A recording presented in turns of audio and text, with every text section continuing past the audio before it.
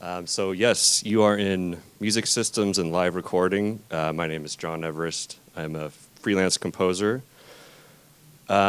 This talk is definitely geared towards, I think, people who are maybe just starting out in the composing industry for video games. So maybe just like gauge the crowd. How many people in here are composers? Okay. How many people are implementers? How many people are composers and implementers? Okay. Cool. Yeah. This is actually a duplicate slide. So hello, my name is Jon Everist. As I said, I'm a composer for games and film. I've been pretty lucky to have worked on a few games. I have a game coming out this year called the Lamplighters League. I've been a primary composer for many games like BattleTech and Solitary Conspiracy, Disintegration, Shadowrun series. But I've also been additional composition on projects like Overwatch 2, PUBG, other projects like that. And I've always approached music and music systems as a cohesive unit. And what I mean by that is my composition often is informed by the music systems themselves. So I kind of have never thought of them as separate things, and I've kind of just, I think by the nature of my work, been forced to have to implement my own music all the time. So I kind of have to think about it, or else I will create a lot of pain for me down the road. So a big caveat about these talks and all talks is like, this is all my opinion. This is stuff that kind of works for me, that I think is useful for me. Take with it what you want. Feel free to throw away what you don't enjoy. But ultimately, this is just a talk about how I approach creating music systems early and how I feel like it helps me fundamentally write and then record music down the road for projects where I'm the primary composer on. If I'm not the primary composer on it, I might have no say whatsoever. I just throw stuff over. Or even if I'm a primary composer and they have a whole in-house audio team, you might have zero chance to influence the music systems. But if you get in early enough, you can bring out ideas. You can kind of try to reinforce building music as kind of a pillar of the game dev side. All right. So here's a little table of contents of what I'm going to go over today. So first, really basic stuff. We're just going to go over music systems. Kind of what are they? What is a basic music system? I'm sure most people in this room are very familiar with music systems that game studios use. And they cover a wide variety, and they could be bespoke systems or they could be big middleware systems like Wise.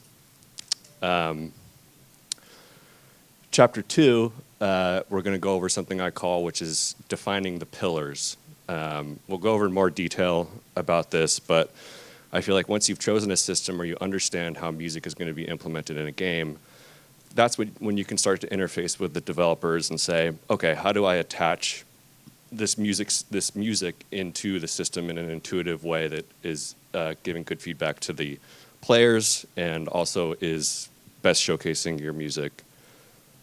And then 3, I kind of call this the execution phase. So it's once you've really established a baseline of how to build a music structure, you can start getting very creative.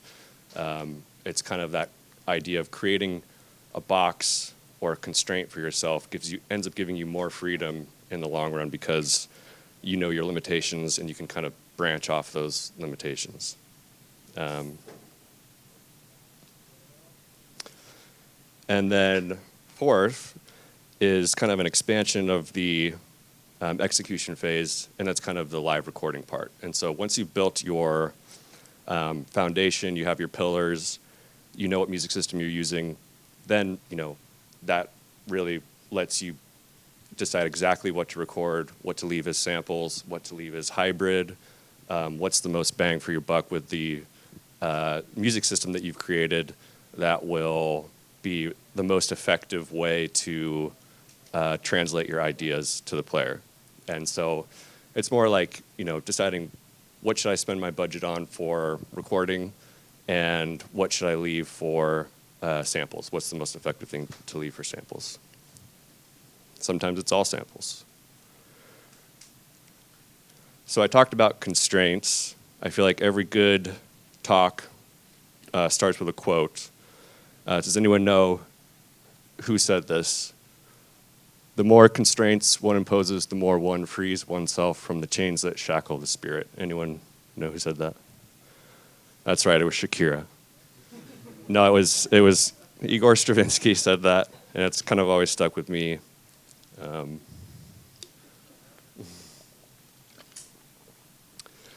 Okay, so moving on to chapter 1, we're going to talk a little bit about music systems and setting your constraints.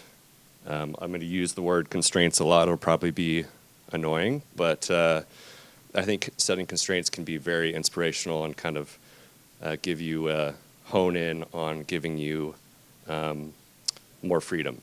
And I even think of it like when I'm starting and writing a new project, even setting a constraint like a rhythm or a tempo or a key to start with or a chord, those are constraints, right? And so once we have something down or we have locked ourselves into something that starts the path on writing music, that's where I think the magic starts for me, personally.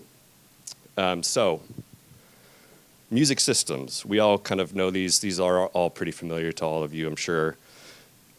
There's a lot of options out there, and the options keep getting bigger. And I would say no one option is inherently better than the other. I think it's kind of like a middleware system is like a DAW. So they all do the same thing. They all can be kind of changed to fit your needs for every project. A lot of it just comes down to what you're comfortable using, what you know the best, what you've known in the past. I use Wise a lot, so that's the one that I prefer. But on the Shadowrun games, for example, I used a text edit document to implement music, and that was it, and that sucked, but it worked.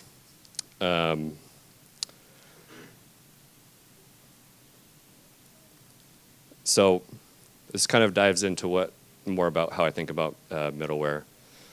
I think of middleware as kind of, like I said, an extension of the DAW. There's many ways to do the same thing. For example, in Wise, if you're changing some parameter in the music, there are probably 24 different ways that you could do the same exact thing. There may be some more elegant ways that you can do stuff in a program like Wise, but I think this is kind of also goes into the importance of why I said setting your pillars early is great, because when you know the structure of how the game operates at a fundamental level, it gives you more intuition in middleware to set up parameters that will work throughout the whole game. Right. That doesn't mean that we'll go into my Wise project actually, and you'll see it's a complete mess. But what I'm trying to say is, once you set your rules, you have the ability to break them a lot as well. So there's use cases where you'll have this elegant system, everything's working great, and then you'll have something pop up in the pipeline of the video game, and you'll say, well, this just won't work with our system. We need to build on top of it or have like a more curated moment in the project to do this. And you should never be afraid to break your own rules, and if it works, it works. It's kind of like writing music, in my opinion. So you're writing some beautiful piece of music and you accidentally hit a different chord and you're like, oh, that sounded cool. You go down that route. Don't kind of constrain yourself into the rules that you set. And I'm sure you all know this, but there's tons of training courses online. Audio Kinetic, for example, has like whole intro courses and advanced courses on implementation on the surface level, but also even technical implementation if you want to go down that route. I never have, but I think it's, there's kind of no excuse these days to not learn a certain middleware if you can. And implementation, like I said before, informs my composition. I don't often see it as a thing at the end of my composing process. I see it as something that is always on my mind as I'm setting up my projects. So my DAW will often, I use Cubase, will often mimic my Wise project in a lot of ways. You'll have different layers, and you'll have different vertical stems and horizontal stems and markers and stuff, and they should kind of all be working and married together. There's constraints again. Setting these constraints, I think, for me at least, makes me feel less like I'm in a nebulous cloud of possibilities, right? Like when I feel like I am beholden to certain rules, it tends to make me feel more creative.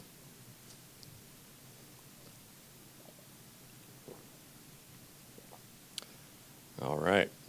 So once you've chosen your middleware, the way I like to go about projects where I have control over the music system, or at least influence over it, is I like to set up what I call my pillars of the music system. So what do I mean by that? What I mean by that is basically like a minimum viable interactivity of music. What do I know I can ship with, and it'll be acceptable, it'll be effective, and it'll be, people won't notice that the music is just one giant loop, for example. And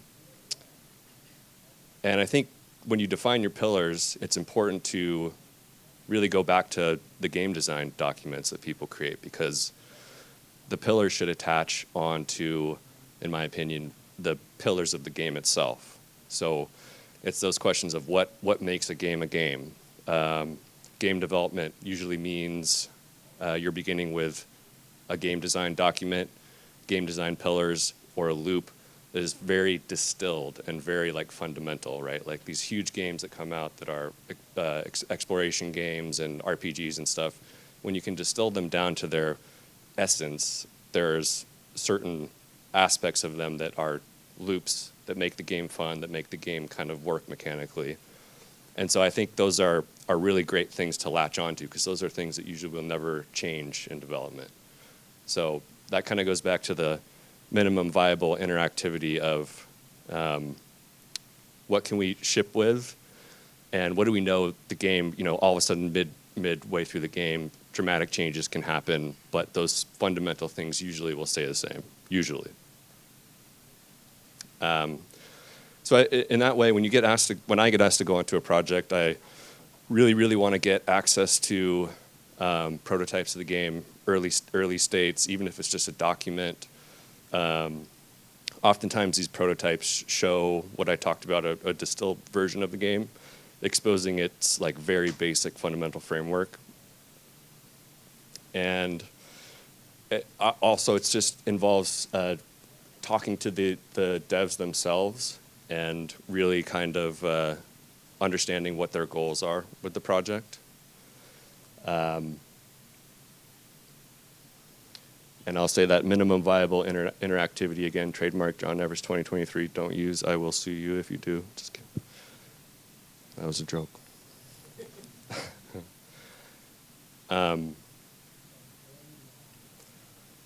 So finding out what these very basic game pillars are and attaching yourself to them basically makes music, in my opinion, part of the framework of the game itself.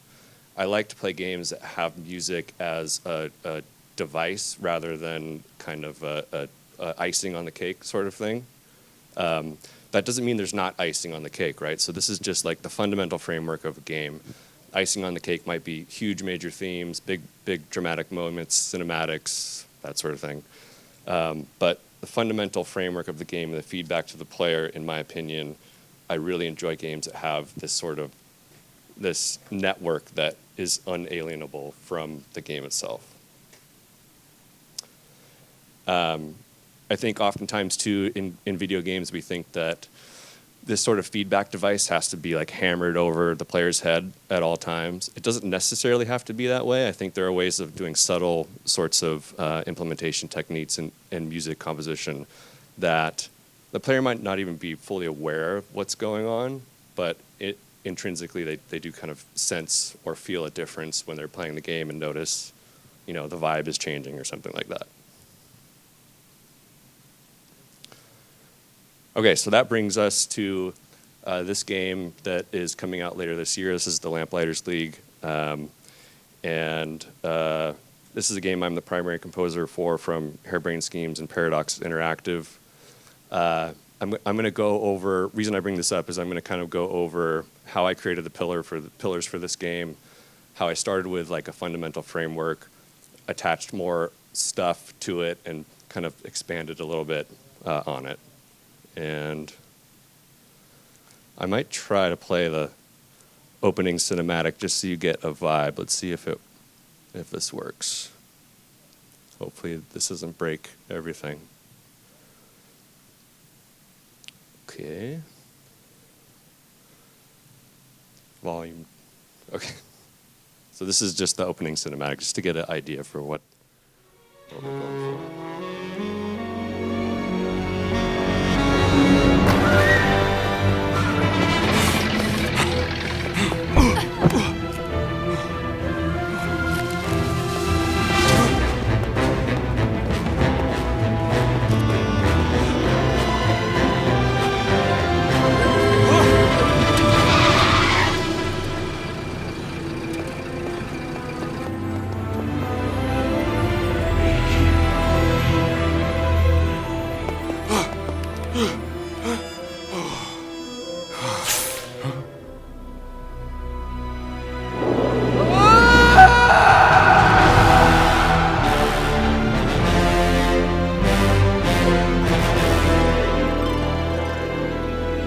The courier's late. Hey!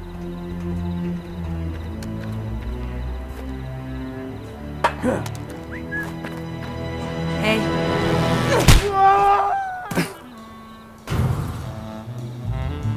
You're welcome. well done. What's your name again? The gentleman Jin, at your service. And we're married to that name, are we? What's wrong with my name?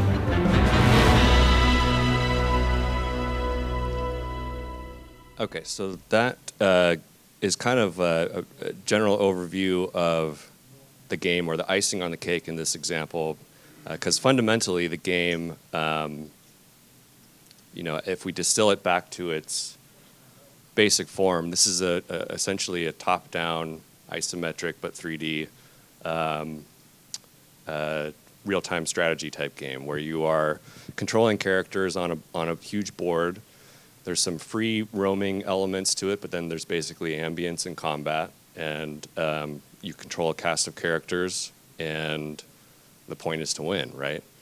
So the icing on the cake part is obviously the characters have they have quirkiness, they have backstories, they have drama that's going on. So in that opening cinematic, for example, that's kind of a good use case of let's throw big expressive themes on this moment because there's no interactivity in that, obviously. But then fundamentally, we can look at this game, and this is just a small slice of the game itself. But let's just try to think of what the pillars are of this system. So we have the music system. We know there's going to be ambient. We know there's going to be combat. We know down below that we can add variations in those moments too. Different variations of ambient music, different variations of combat music, and then some sort of transition segment to kind of keep it musical if possible. So that's, I think everybody has, this is the basic pillar of most games, right? There's usually some sort of ambience, there's some sort of combat, and that's really distilled the system down to like its very, very basic level. So I think from the very beginning I knew we had to do this sort of approach for the fundamental structure of the game. Once we established that and we tested things, then we could start building on that. So this is another risky thing I'm going to do. I'm going to actually try to go and open the Wise project. Pray for me. So this is kind of an edited, distilled version of the Wise project. But let's just see like how these basic pillars work. I'm not going to go into like too much depth of like switch parents and all that stuff, I kind of dumbed it down to very, very simple form here. But let's play a piece of ambient music. So you see it's playing ambience here. Oh, is that on my computer? That's okay. Let's see here.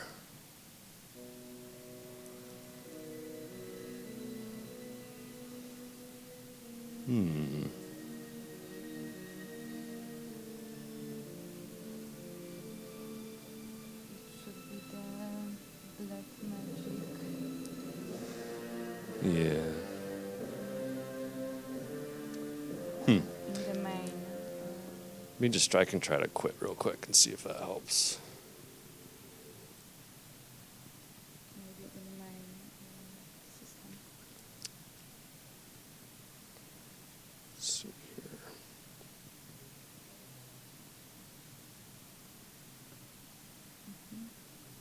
Yeah, so I think if I open this again, it should be okay. Wait for the thousands of errors to come up. There we go.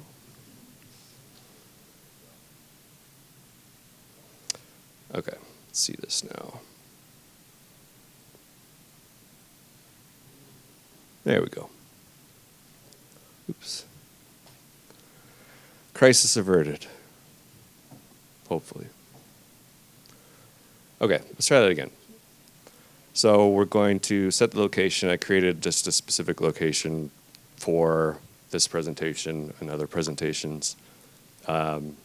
Obviously, your music location will be something like a level or even like an area within a level, something like that.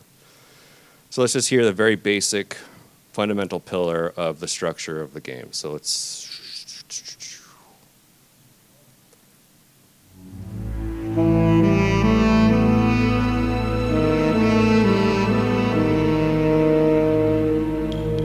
So it's like ambient, exploration, stealth, 1930s vibe.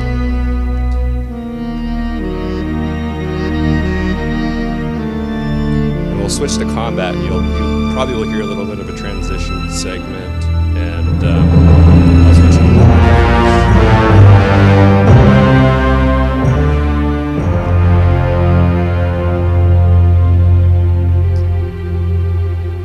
just let it finish its thing. Okay, so it's just.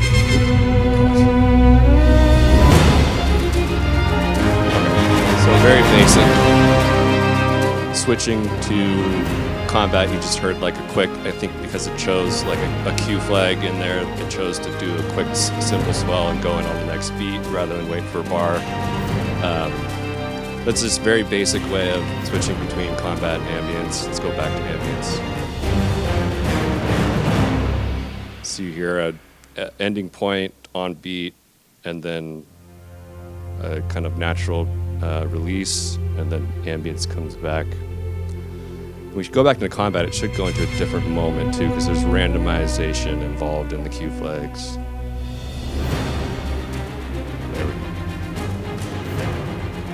So the basics of this pillar is ambient combat, but even with those basics, you set up randomization through Q flags, through other things inside the middleware. Okay. You get the picture. Whoops. And, sorry, my fingers are...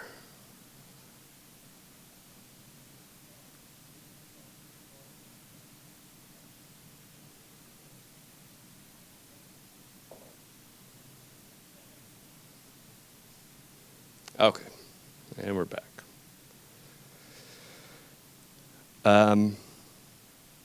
So yeah, very, very fundamental pillar of the game music engine that it hasn't changed, will never change unless they decide to turn it into a first-person shooter in the middle of production, and that probably has happened before. So be prepared, but I can probably have a safe bet that we'll never not have ambient in combat. So already from these basic pillars, you can start to extrapolate your cue lists. So when I say cue list, I mean things that you will know you'll need to write music for and then eventually probably record for. So ambient combat transitions, we know we're going to have that. We know we're going to have certain areas or levels. So you can just essentially just dump out a big spreadsheet of cues, which is helpful. And that's a very basic level there. And that'll move us on to the execution, which is sort of expanding on the foundation of the pillars and getting more creative with the pillars. So back to this. So now we've created the basic, functional vibe of the game: combat, ambience, quiet modes, the ambient modes, or the ambient modes and the combat modes. This is where you can start to go back to your pillars and say, okay, how do we make this unique to this game itself? How do we make this a unique experience for people who will be enjoying this game? And one thing I realized early on was the characters have a lot of character to them, and they're an important part of the game, and they change the game depending on who you're playing with. So I had the idea of, if you always know you're going to have a squad of 3 or 4 people, and you're switching between controlling one player or the other, it might be a good idea to attach a specific solo instrument to each character throughout the whole game. This sort of thing is kind of, it's been done before in other games as well, but for this game in particular, it made a lot of sense to me because these characters have very specific ways of interacting with the world. They have a lot of kind of character to themselves. There's like this Peter and the Wolf aspect to them where I feel like they really could be represented by character or by soloists and instruments. And we knew there was going to be about 12 of them, so I felt like there was a lot of work, but it was I thought it was going to be an effective way to kind of make the game, build on the pillar and make the game stand out a little bit more. So let's maybe talk a little bit more about, so other things that we could do too. Obviously, there's we could use RTPCs in Wise, with basically just really easy parameters that you can attach to anything in the game. Levels from 0 to 100. Engineers love these because they're so easy to set up. But when you're in ambient mode in the game, you do have tension. So guards can start to recognize you. They could find a body, and that raises this level of tension, which is obviously a scale of 0 to 100%. 100% tension is combat. So why not attach some musical element to that to make it interactive? Obviously, we'll have combat variants, different sorts of bosses and stuff like that.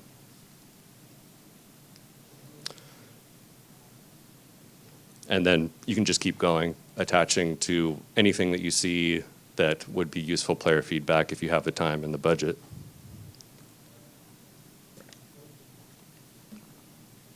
And let's show, actually, what do I want to show first? Let's show the Wise project first. Okay, so we're going to go back into the Wise project. We're going to play. So you can see here, I didn't include the actual character names just to keep some surprise, but we will reveal some of the characters here. These are the characters that we have recorded. This will be for every ambient track in the game. We also have tension layers for these ambient pieces of music. And I wanted these to be subtle. I didn't want them to be, you switch and you hear the blasting, whatever it is, like constantly over and over again. I wanted there to be wide swaths of time during the ambient system where you don't hear any of the soloist music. I want it to be natural. I want it to be sound like it's in the ensemble. Like the ensemble itself is switching back and forth, not that you're getting feedback right away of like, oh, I'm controlling this character. So in a way, it's like not very ineffective player feedback, but the players still have some sort of like understanding something is changing, which I really enjoyed. So let's play that ambient piece of music. Yeah. Then we'll go into the RTPCs here. When you're controlling a character, you're switching to a character, it will turn up the volume of their stem. So there's the alto flute. Here's going down again. So it just kind of naturally is in and out. There's this loud moment coming up, so I'll wait till that's over.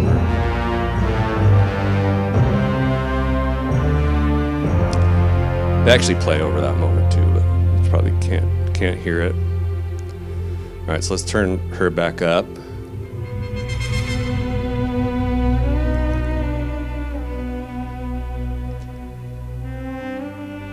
She's in unison with the cello, so it's probably difficult to hear. But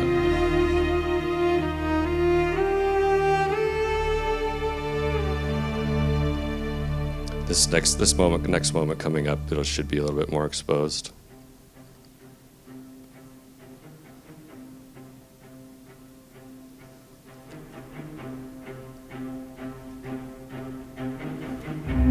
There she is.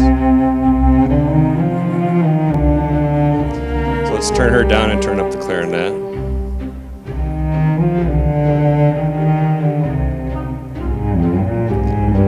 So it's two clarinets, but they're playing a different line.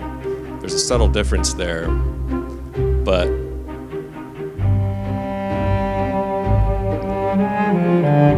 it matches the character's personality. It matches what they're doing in the game. And I'll play a video just so you can see it in action.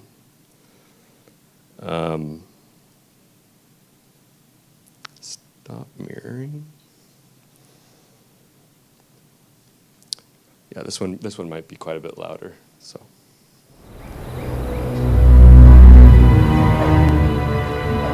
Wait here.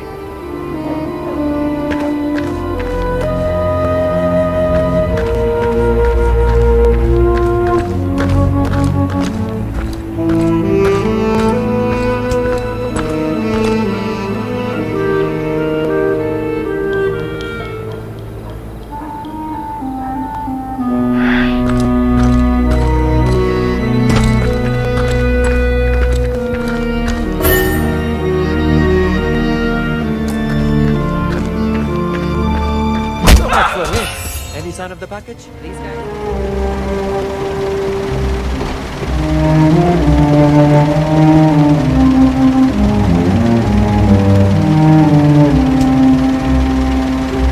Hold on.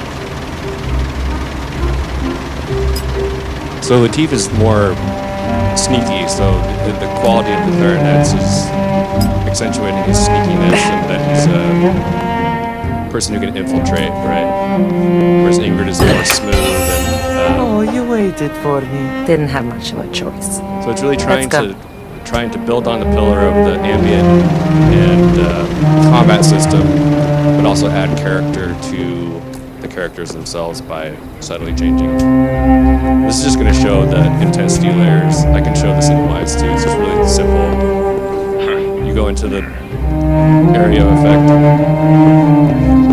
You'll hear really subtle trem strings come up. They're always in tune with the top line of the orchestra or the players. They slowly come down. There's even there's rubbed timpani on there as well. Those are just it seems, it can seem complex, but it's quite a simple setup and simple system that can be elegant and not really cost that much in terms of dev time and recording time, really. Because luckily I worked with a brilliant wind player, Kristen Nigas, who plays 100 different wind instruments. So just sit her in a room, give her a bunch of different stuff, and she can really punch it out in a few days really easily. So the implementation part was a little more time consuming, but those are low-hanging fruit in my opinion of making the score seem more interesting. So probably don't have to show this, but let's do it anyways.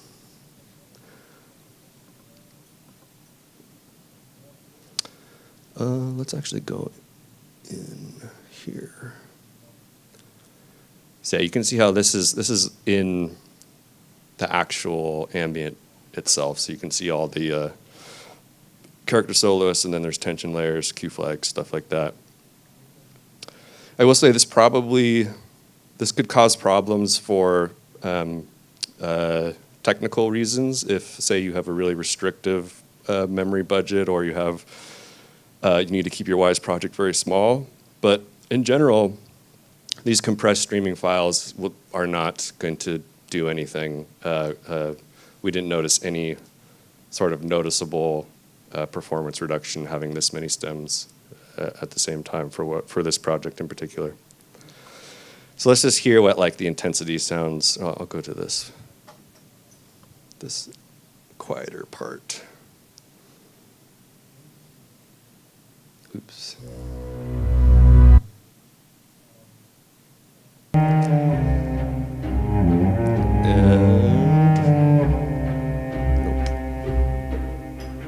AI awareness. So this was like by talking with the devs, I knew AI awareness was one of their pillars, and it's essentially 0 to 100. So I'm like, okay, well, let's attach a stem to it. And so every ambient piece of music has a top line that's usually tremolo strings and some extended techniques on percussion to add a layer of intensity. And it has like a slew rate, so it can go up and down and not be too crazy. Yeah. Pretty basic stuff. Oops.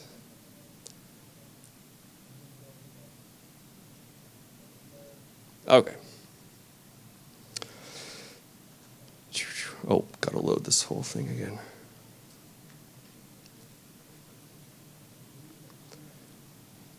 So as I said, this is kind of just, we're starting at the pillars, and we keep on going out and out for an expanded view of how we can create more interest in the game. You can just see that the possibilities start to be a little endless, so you have to keep yourself in control and make sure that fundamentally you are able to finish your execution phase and deliver on time. You don't want to. You maybe want to preface it before, like, I have all these cool ideas. I want to try this by implementing mock-ups, by implementing digital versions of these ideas first, prove them out, make sure they're working correctly, and let people know full well ahead of time that if you don't have recording budget or you don't have time, you might have to punt this stuff. So it helps me to implement my mock-ups, especially when I go to create those full cue sheets and trying to understand what budget do I have to record, what is going to be the most important things to record, and what should probably stay as samples.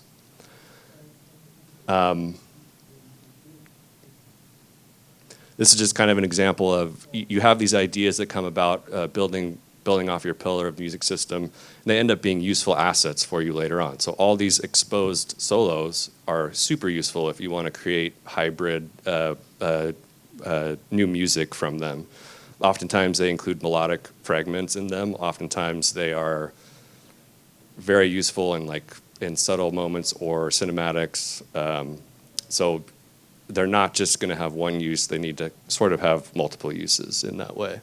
Same thing with recording your full orchestra. And I think your main constraint for that is budget, obviously. So you could have no budget for orchestra and keep it all as samples and be just fine.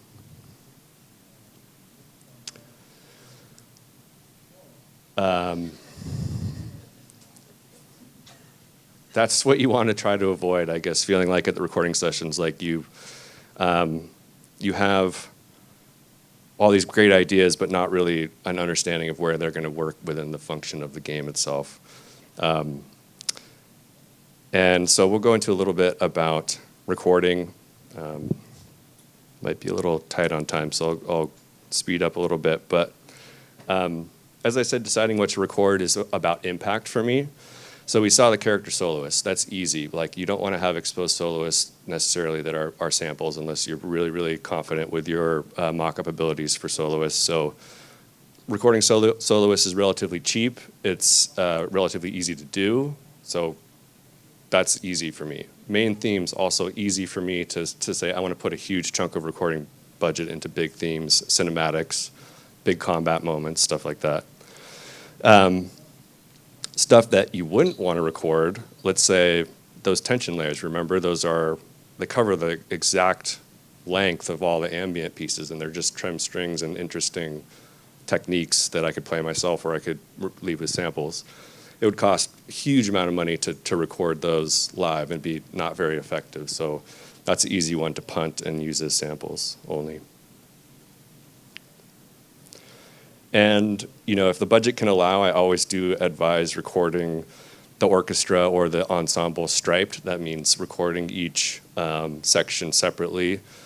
We did record a lot of music of everyone in the same room for major themes, but when you have the stems and the complete separate striping of the orchestra, it makes it a lot easier for editing and for turning them into other pieces of music as well.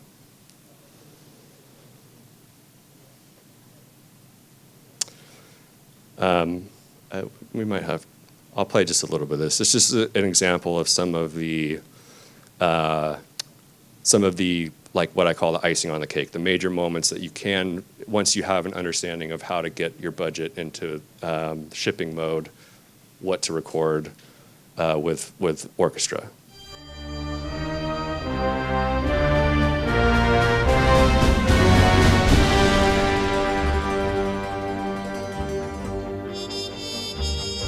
So this is the main theme, so that was obvious to try to record with orchestra.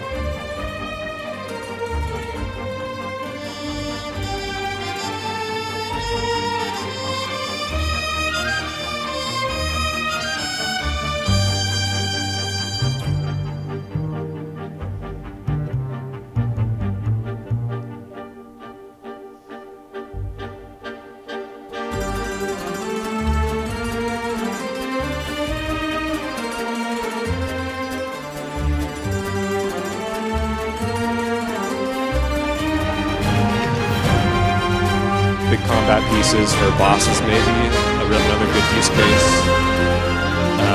Effective use of budget.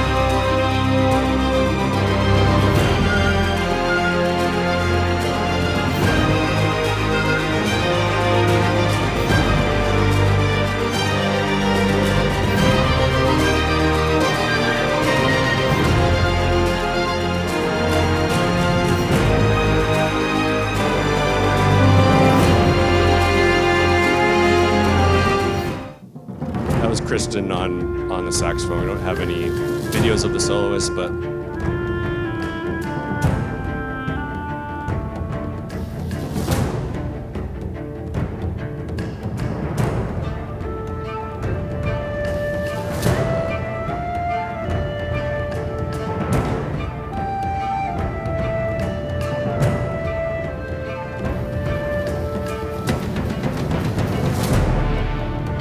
that one was a mix of samples and orchestra, so it's another example of strip down the orchestra a little bit, add samples.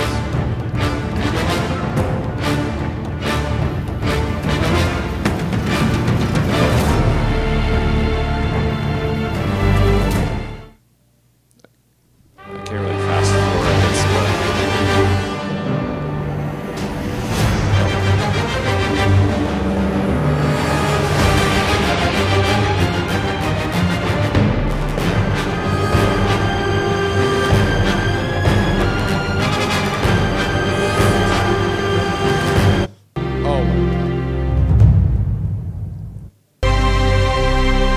so this is kind of an example of ensemble size too.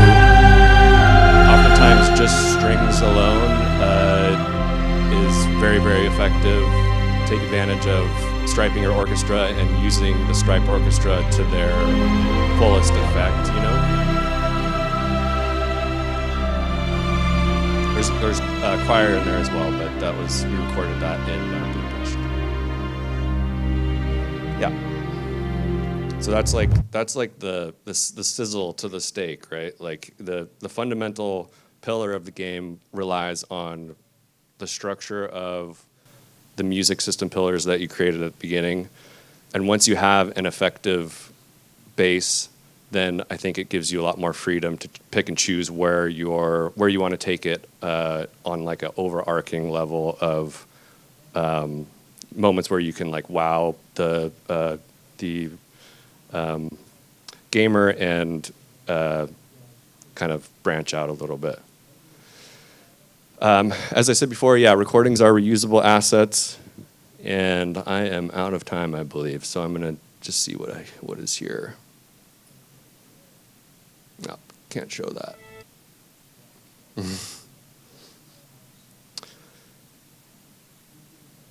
Yeah, we talked about budget.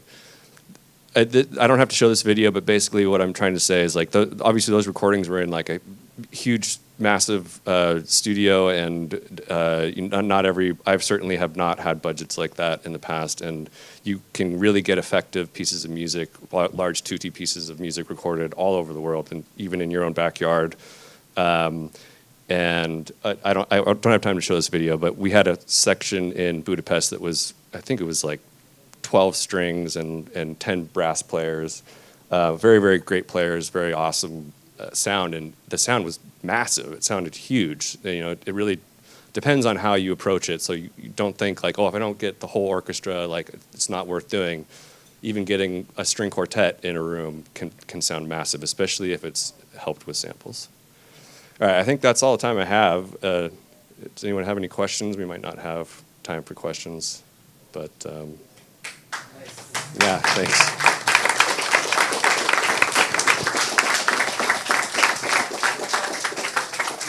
Jon, thank you very much for your presentation, for your knowledge, and that was very impressive, I think. And we have time for Q&A session. I think we have 5 minutes for that. If someone of you have some question to Jon, it's time for that. Yes, and come on, yes. And we need your name. Chris Odula. I just want to ask, I think you covered it, but you mentioned at some point you use compressed audio for the game, right? So it's not, you're not actually bothered with like WAV files, or it's just a technical question. Sorry, guys. I just wanted to ask it. It's not interesting, but it's interesting to me. Interesting to me too. And what is the format then? What are the format are you I think using? what I mean by that is, so I had obviously put them in an uncompressed wave, and then somebody above my pay grade decides The implementation later on will Yeah. compress So I it. think, I'm Okay. pretty sure it's like, So you know, in-wise it is uncompressed, and Yes. then it goes. Yes, Okay. yes, exactly. Okay. That was my question. Yeah. Yeah. Thank you. Any questions? Nope. Oh, you, sir. I know you. Hello. Listen, I just wanted to ask about the mixing process. Like, do you do anything quad, for example? And do you think about the surround speakers when putting the music to Wise? So on this particular project, no, we did record stuff. We did record cinematics in 5.1, and we ended up not even being able to use them in the game.